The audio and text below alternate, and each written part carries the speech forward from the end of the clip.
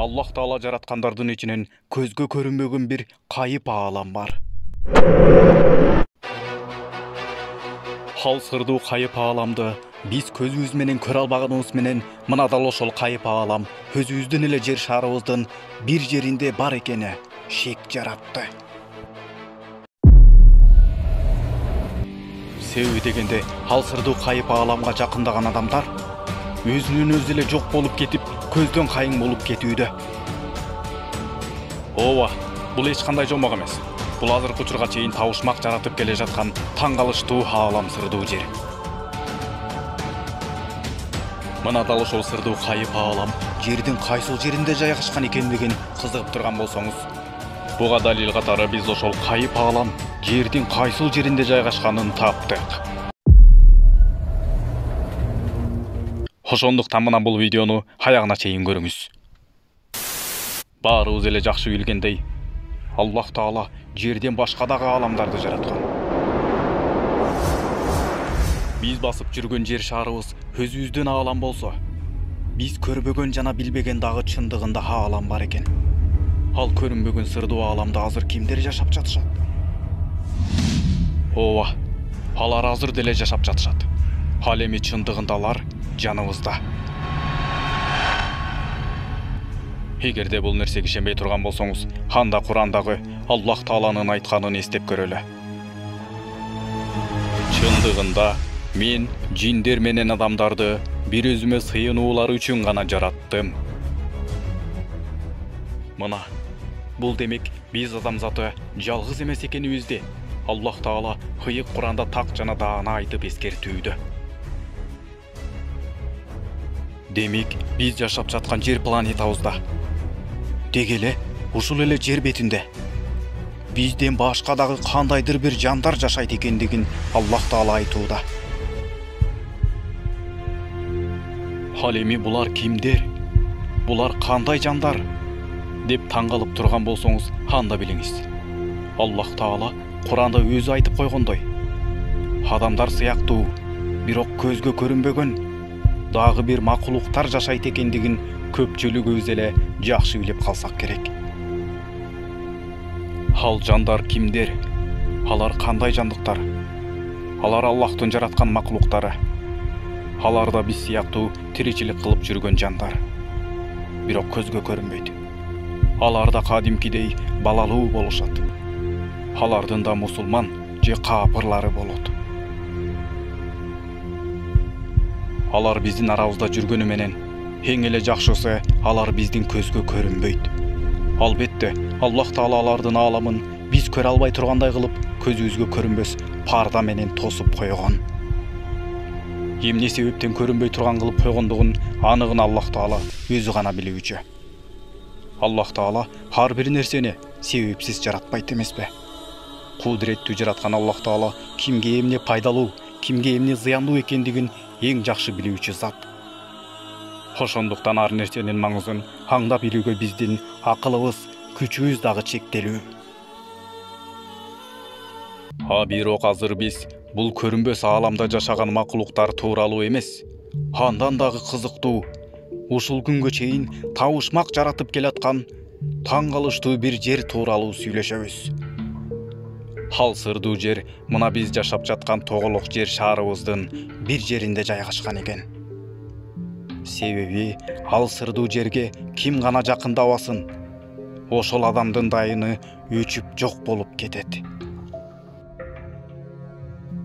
Ал эле эмес, ал жерге жакындаган кайыктар, кемелер, жада калса ошол жердин үстүнөн учуп өткөн учактарга чейин көздөн кайың болуп, жок болуп кеткен.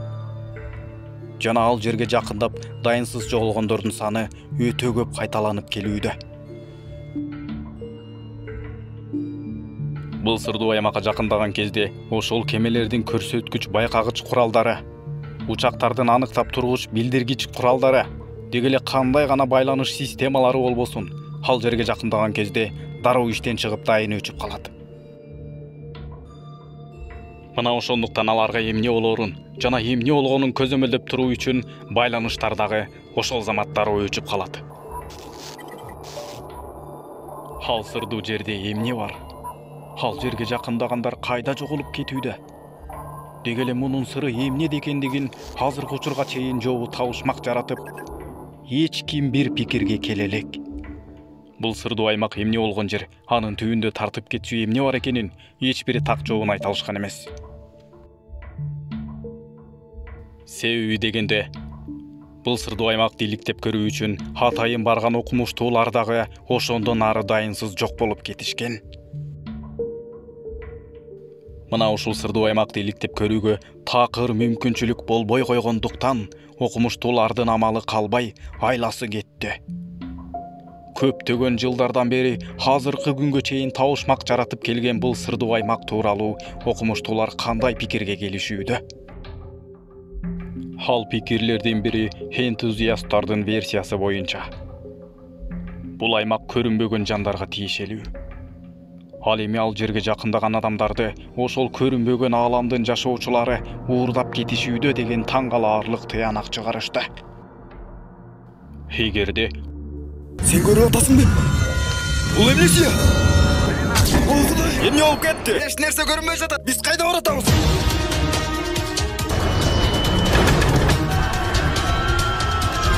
ойлоп көрө турган болсок, энтузиасттардын чыгарган бул жообу чындыгында мени дагы ойлондуруп койду. Себеби дегенде чындыгында эле биздин жерде көрүнбөгөн жашоочулар жашап келет эмеспи? Ал эми мына ушул сырдуу аймактын чек арасы 3 бурчтуу экендиги аныкталгандыктан, окумуштуулар бул 3 бурчтуу болгон табышмактуу чек араны Бермуд 3 бурчтугу деп атап коюшту. Мынакей. Бул сырдуу аймактын чек арасы эмне себептен, эмне үчүн 3 бурчтук деген суроо окумуштууларды дагы жарга такады. Ооба, чын эле эмне үчүн 3 бурчтук? Бул сырдуу жердин жашоочулары бул жерге бизге таандык дегендей 3 бурчтуу кылып чек арасын сызып алгандай. Мына ушул сырдуу ааламдын 3 бурчтуу чек арасын көпкө карап отуруп, менин дагы оюма бир нерсе кылт эте түштү. Бул сызылган 3 бурчтук символ эмнени билдирет? Жана бул 3 бурчтуу бөлүк эмненин белгиси? Эмне себептен 3 бурчтуу? 3 бурчтук символу кимдин, эмненин белгиси? Мына дал ушул 3 бурчтуу символдорду карап, жакшылап маани берип, байкап туруңуз.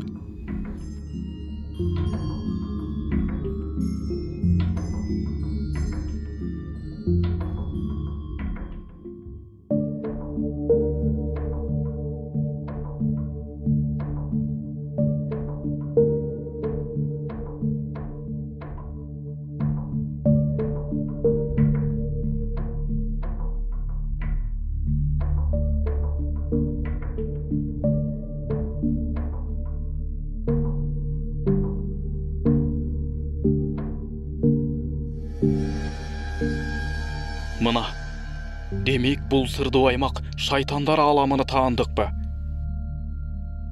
Бул 3 бурчтук жин шайтандар жашаган ааламдын эшигиби? Бул жер адамдар ааламы менен жиндер ааламынын ортосундагы кандайдыр бир эшик сыяктуу жерби? Биздин көзгө көрүнбөгөн жиндердин ааламы чындап эле ушул жердеби? Же бул жерде алардын кандайдыр бир нерсеси жайгашканбы? Ошол себептүү бул жерге жакындаган адамдарды өздөрүнүн ааламына тартып кетип жатышабы? Энтузиасттардын экинчи версиясы боюнча, бул табышмактуу 3 бурчтуу өрөөнгө шайтан бейиштен кугулуп, мына дал ушул жерге кулап түшкөн деп версия чыгарышты. Ошондон улам бул жер шайтандын орундугу болуп калды деген пикирлерди жаратышты. Ошондон улам шайтан өзүнүн өрөөнүнө өзгөлөрдү жакын жолотпой, өзүнүн ааламына тартып кетүүдө деген пикирлерге келишти. Эске сала кетсек, бул жерге жакында ар замат дайынсыз жоголгон кемелер, учактардын калдыктары дагы табылган эмес. Жада калса, бул жерден жоголгон адамдардын өздөрүнөн эмес, сөөктөрүнөн дагы бир кынтыгы табылган эмес. Мындан тышкары, ушул сырдуу жердин сырын ачуу үчүн бул жерге атайын 5 учакты катары менен биринин артынан бирин учуруп иликтешкен. Бирок жыйынтыгында ал учактарды катары менен атайын байкоочу дүрбү радарлар аркылуу көзөмөлдөп байкап турганына карабастан, радардагы көрсөткүчтөр өзүнөн өзү өчүп, баягы учактар көздөн кайыңдап, ошол бойдон жок болуп кетишкен. Мына ушундай таң калыштуу кубулуштары менен бул өрөөн өтө табышмактуу болуп келет. Бул өрөөндө өтө көптөгөн түшүнүксүз окуялар болуп өтүүдө. Ушундан улам бул жер Бермуд үч бурчтугу аталып, азыркы күнгө чейин жообу табылбай, бүткүл адамзатын ойго салган холуттуу өрөөнгө айланып кала берди. Өзүнө жакын жолоткусу келбеген бул сырдуу аалам, сырдуу жер, үч бурчтуу өрөөн көпчүлүктүн үрөйүн учуруп, жүрөгүн түшүрө чоочутуп койду. Бирок адамдан амал качып кутулбайт дегендей, жакын арада бул коркунучтуу жердин сырын акыр иликтеп чыгабыз деген үмүттөр азыр оттой жалбырыттап жанып турган кез. Шумдук деп мына ушуну айт. Биздин чектелүү акылыбыз эмнеге жетмек эле? Ойдон күлүк нерсе жок демекчи, оюбузга эмнелер гана келбейт. Албетте, аныгын Аллах билүүчү. Ал эми биз болгону бир алсыз макулукпуз. Чындыгында биз билбеген канчалаган ааламдар бар. Мына ушул ааламдардын жаратуучусу болгон Аллах Таалага чексиз мактоолор болсун дегенден башка сөзүм калбай, мен дагы бул сырдуу аймактын жообун таба албадым. Ал эми сиз кандай ойлойсуз?